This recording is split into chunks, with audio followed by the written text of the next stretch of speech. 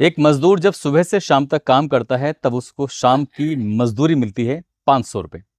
अब किसी मजदूर को अगर एक साथ ही उसे ऑफर मिल जाए कि आज तुम्हें 2000 रुपये मिलेंगे, वो भी चंद घंटों के लिए आपको एक काम करना है, तो कोई भी मजदूर तैयार हो जाएगा। दरअसल उत्तर प्रदेश के बलिया का एक इलाका है जिसका नाम है मनियर। वहां पर एक मजदूर से ये कहा जाता है कि तुम्हें कुछ ही देर के लिए 2000 रुपये मिलेंगे, क्या तुम साथ चलोगे?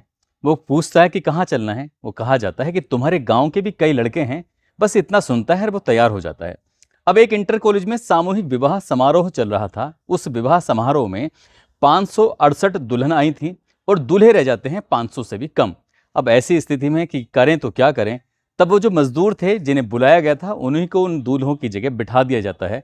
और इसी बीच में दूल्हे जो थोड़ा कम पड़ जाते हैं, जब दूल्हे कम पड़ जाते हैं तो किसी मीडिया कर्मी ने ये वीडियो बनाया। दरअसल जो दुल्हन थी वो अपने ही हाथों से सिंदूर लगा रही हैं और अपने आप से ही वो वरमाला डाल रही थी। बस यहीं से शोर मच जाता है कि ये कैसा सामूहिक विवाह है। दरअसल यहाँ तक तो ठीक है अगर कोई ऐसी गड़बड़ करता है रुपये पैसे पाने के लिए, मगर आज की जो सच्ची घटना मैं आपको सुनाने जा रहा हूँ, इस सच्ची घटना को सुनने के बाद शायद आप भी भौचक्के रह जाएंगे, सोचने पर मजबूर हो जाएंगे कि कोई इंसान गरीबी के चलते आखिरकार इतना बड़ा कदम कैसे उठा सकता है। आदाब, नमस्कार, सत श्री अकाल। मैं उस्मान सैफी। आज की जो सच्ची घटना मैं आपको सुनाने जा रहा हूँ, ये सच्ची घटना है उत्तर प्रदेश का एक ज़िला है महाराजगंज, और इसी का ही एक विकास खंड परिषद है लक्ष्मीपुर। बात कर रहा हूँ 5 मार्च 2024 की दोपहर लगभग 1 बजे के आसपास 38 जोड़े थे और इन 38 जोड़ों का एक साथ सामूहिक विवाह किया जा रहा था।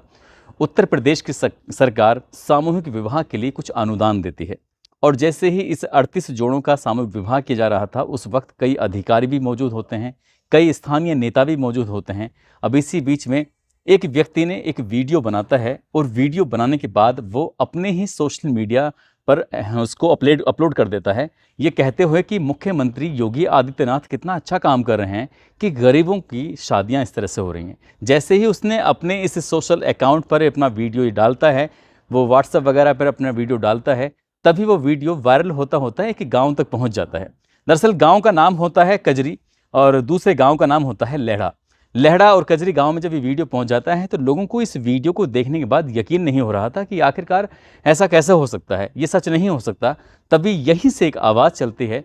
5 मार्च 2024 की वो तारीख थी जिस दिन शादी होती है, और धीरे धीरे बात चलते चलते एक गाँव से दूसरे, दूसरे से तीसरे, फिर ब्लॉक स्तर पर, फिर तहसील स्तर पर, उसके बाद फिर जिले स्तर पर बात डीएम तक पहुंच जाती है, और डीएम से होते होते फिर पूरे प्रदेश में ये फैल जाती है। अब शायद ही कोई ऐसा व्यक्ति बचा होगा जो इस घटना के बारे में जानकारी नहीं रखता होगा। दरअसल तफसील से अगर इस कहानी की शुरुआत करें तो कहानी कुछ इस तरह से शुरू होती है। गांव कजरी की रहने वाली होती है प्रीति यादव, और गांव लेहड़ा का रहने वाला होता है रमेश यादव। ये दोनों एक दूसरे को पसंद कर देते हैं क्योंकि घर वालों की, परिवार वालों की कुछ ऐसी ही मर्जी थी। दोनों की शादी हो जाती है। शादी होने के बाद ये लड़का रमेश यादव अपने किसी काम से, यानी कि नौकरी करने के लिए घर से बाहर चला जाता है, मेहनत मजदूरी करता है। अब इसी बीच में किसी ने इन्हें बताया कि मुख्यमंत्री योगी आदित्यनाथ द्वारा साल 2017 में एक ऐसी योजना आई थी जिसमें सामूहिक विवाह के बाद दुल्हन को कुछ नगद रुपए मिलते हैं, साथ ही उन्हें घरेलू सामान भी मिलता है। जब ये बात सुनी जाती है तो कहते हैं कि भाई हमारी तो शादी हो चुकी है, लेकिन प्रीति को बिचौलिया यानी कि दलाल जो होता है कुछ इस तरह का लालच देता है। उससे कहता है कि शादी हो चुकी है तो क्या हुआ, तुम्हारा पति ही तो है, बस 7 फेरे लेने हैं, पैसे लेने, अपने घर आ जाना है। अब जब ये बात की जाती है तो उसके बाद बोले करना क्या होगा इसके लिए। उन्होंने कहा कि इसके लिए तो ऑनलाइन आवेदन करना होगा। अब शादीशुदा प्रीति ने ऑनलाइन आवेदन किया, दूसरी तरफ से आवेदन करता है रमेश यादव। आवेदन की सारी प्रक्रियाएं हो जाती हैं और प्रक्रियाएं पूरी होने के बाद कुल मिलाकर एक शादी की तारीख 5 मार्च 2024 तय कर दी जाती है, और इसके लिए स्थान बाकायदा तय किया जाता है विकास खंड परिषद लक्ष्मीपुर। उस मैदान में 38 जोड़ों की शादी के लिए बाकायदा विवाह का मंडप सज जाता है, और मंडप सजने के बाद अब यहाँ पर इंतज़ार किया जा रहा था कि दूल्हा दुल्हन और उनके परिवार के लोग आ जाएं तो ये प्रक्रिया शुरू हो जाए। 2 पंडित जी थे। एक पंडित जी का काम था कि मंत्र पढ़ना, और दूसरे पंडित जी का काम था कि दूल्हा और दुल्हन को दिशा निर्देश देना, क्योंकि सामूहिक रूप से विवाह कराने में कई तरह की अड़चनें होती हैं। इसी तरह से जब अड़चने वाली बात थी तो 1 बज जाता है। जब 1 बजता है तो प्रीति तो आ जाती है, लेकिन रमेश यादव जो उसका पति होता है जिससे उसकी फिर से शादी होने वाली थी वो नहीं आ रहा था। वैसी स्थिति में करें तो क्या करें। बिचौलिया ने कहा कि अगर ये शादी नहीं हुई तो तुमने जो आवेदन किया है वो तो पैसे मारे ही जाएंगे, लेकिन सरकार की तरफ से जो अनुदान मिलने वाला है वो भी खामखा मारा जाएगा, इसलिए कुछ करना चाहिए। अब दूल्हा कहाँ से लाएं, इसी बात को लेकर थोड़ी सी समस्या बन जाती है। अब ऐसी स्थिति पैदा हो जाती है कि दूल्हा है ही नहीं, दूल्हा आया ही नहीं, यानी कि रमेश ने आवेदन तो कर दिया था लेकिन आवेदन करने के बाद मौके पर नहीं पहुंचता है। तो ऐसी स्थिति में ये शादी नहीं होती तो फिर इन्हें अनुदान नहीं मिलता। अब ऐसी स्थिति में जो इस लड़की का सगा भाई होता है, जिसका नाम कृष्णा यादव होता है, कृष्णा यादव पास में खड़ा हुआ था, तभी उस बिचौलिए की नज़र पड़ती है कि भाई कृष्णा यार, थोड़ी देर की तो बात ही है, ये दूल्हे के कपड़े हैं, तुम्हें पहनने हैं, पहनने के बाद चुपचाप बैठे रहना है, कुछ करना नहीं है, कुछ बोलना नहीं है और ना ही कुछ बात होनी है, बस 1-2 घंटे की बात है और 1-2 घंटे के बाद आराम से यहाँ से चल पड़ेंगे। कुछ इसी तरह से बिचौलिया ने उसे कुछ इस तरह का प्रलोभन दिया और प्रलोभन देने के बाद यहाँ से वो दूल्हे के जो कपड़े होते हैं उन कपड़ों को पहन लेता है, सेहरा बांधता है, सर पे भी टोपी पहनता है और जो पगड़ी होती है उसको पहनने के बाद अपनी ही बहन के बगल में बैठ जाता है। जो पंडित जी होते हैं, पंडित जी ने मंत्रों का उच्चारण करना शुरू कर दिया, दूसरे पंडित जी ने इशारे करने शुरू कर दिए कि अब माला डालिए, अब ऐसा करिए, आपको 7 फेरे लेने हैं, अब ऐसे खड़े होना है, बैठना है, सारी प्रक्रियाएं चल रही थी। लगभग 2 घंटे के आसपास का वक्त हो जाता है। एक व्यक्ति खड़ा हुआ अब यहाँ पर लगातार वीडियो बना रहा है, क्योंकि आजकल का जो ज़माना है वो सोशल मीडिया का ज़माना है। कहते हैं कि जिसके हाथ में मोबाइल होता है वो पत्रकार होता है, इसलिए एंड्रॉयड फ़ोन निकालता है और वो वीडियो बनाना लगातार शुरू कर देता है। वीडियो बनाकर वो अपने सोशल मीडिया के अलग अलग जो हैंडलिंग होते हैं, चाहे वो इंस्टाग्राम हो, चाहे वो फेसबुक हो, चाहे वो यूट्यूब हो, सब पर अपलोड कर देता है और तारीफ करते हुए कि देखो मुख्यमंत्री योगी आदित्यनाथ गरीबों के लिए किस तरह की योजना लेके आए हैं। अब ये वीडियो बन जाता है, जो वीडियो बन के इस गांव यानी कि कजरी पहुंच जाता है, साथ ही लेहड़ा गांव पहुंच जाता है। लेहड़ा गांव वाले देखते हैं, कजरी वाले भी देखते हैं कि अरे ये तो प्रीति और कृष्णा हैं, दोनों सगे भाई हैं, ये दोनों आपस में ऐसे कैसे शादी कर सकते हैं, दूल्हा दुल्हन कैसे बने हुए हैं। अब तमाम तरह के सवाल थे। जब ये बात अधिकारियों तक पहुंचती है तो अधिकारियों के भी कान खड़े हो जाते हैं कि आखिरकार 38 जोड़ों की शादी तय हुई थी और बड़ी साफ सुथरी तैयारी हुई थी, लेकिन यहाँ गड़बड़ कैसे हो सकती है।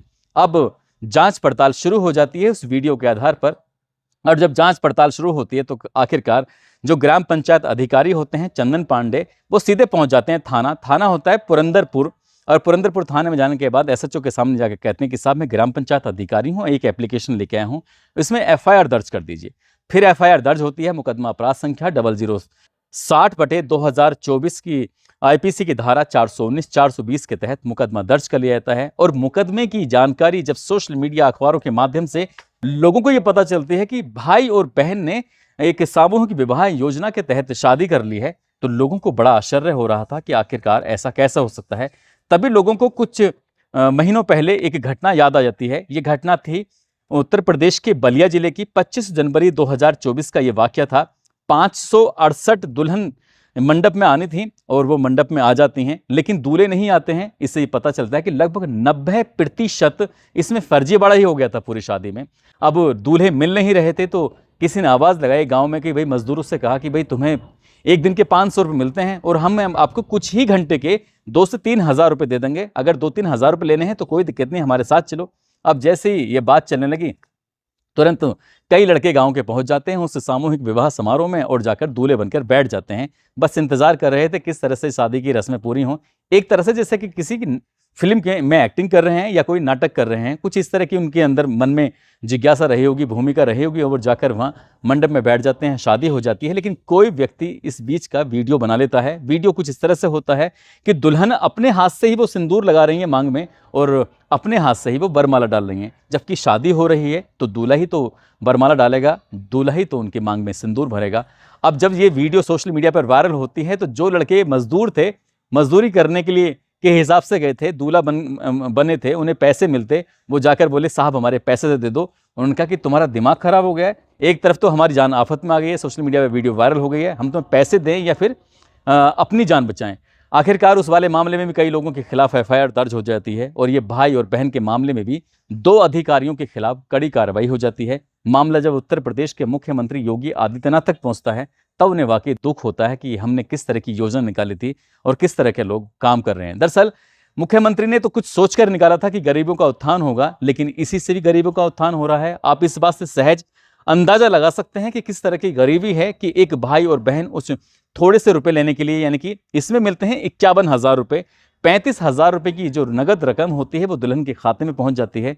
बाकी रकम से अब बिछिया हो, जो पैर की उंगलियों में पहनी जाती है, पायल हो या घरेलू सामान हो या दूल्हा दुल्हन के कपड़े हों, ये बाकी पैसे से खरीदा जाता है। बाकी 35,000 रुपए की रकम दुल्हन के खाते में पहुंच जाते हैं। अब गरीब आदमी उन पैसों को लेने के लिए तैयार हो जाता है। एक कहानी मैंने पहले भी सुनाई थी, किस तरह से कि सगे ही परिवार के लोग थे और उन्होंने आपस में एक दूसरे से शादी कर ली थी। वो हमेशा हमेशा के लिए दूल्हा दुल्हन बन जाते हैं।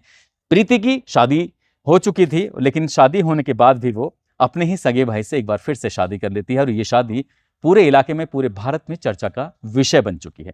दोस्तों, इस पूरे घटनाक्रम को सुनाने का उद्देश्य किसी को परेशान करना नहीं है, किसी का दिल दुखाना नहीं है, बल्कि आपको जागरूक करना है, आपको सचेत करना है, आपको बताना है कि लालच बहुत बुरी बला होती है। चाहे वो 2,000 रुपए का लालच हो, चाहे वो ये पूरे 51,000 रुपए का लालच हो। इसलिए खुद की कमाई हुई मेहनत से जो पैसे बनते हैं उसकी अलग बात होती है। और नंबर 2 के पैसे कहते हैं कि वो पानी की कमाई होती है, तो पानी में ही चली जाती है। जाते जाते जयपुर के रहने वाले हैं अमित कुमार और कोमल राजभर। आज इनका जन्मदिन है, इनको जन्मदिन की ढेरों सारी शुभकामनाएं, बहुत बहुत मुबारकबाद। साथ ही कुछ लोगों ने नाम लेने की अपील की है, जिसमें सुनीता, उजैर खान, लक्ष्मीकांत पांडे, नजीब खान, गौरी फौजी, परमानंद चौहान, मोहम्मद कासिम, प्रेम प्रकाश, राजू कुमार, सुरेश चंद गौतम, डॉक्टर आरिफ, अनिकेत मौर्य, रईस खान, कुंदन कुमार, सिद्धार्थ सैनी, वीर सिंह, अमन कुमार। आप सब लोग अपना ख्याल रखें, सुरक्षित रहें। जय हिंद, जय भारत।